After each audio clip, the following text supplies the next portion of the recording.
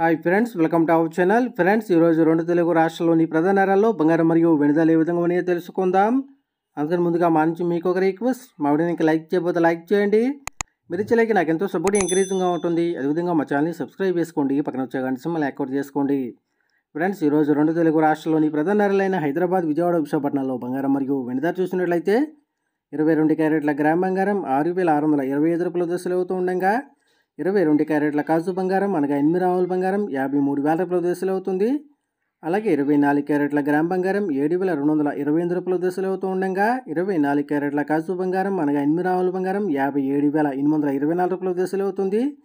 అలాగే 24 క్యారెట్ల తులం బంగారం 72,280 రూపాయల దశలు అవుతుంది.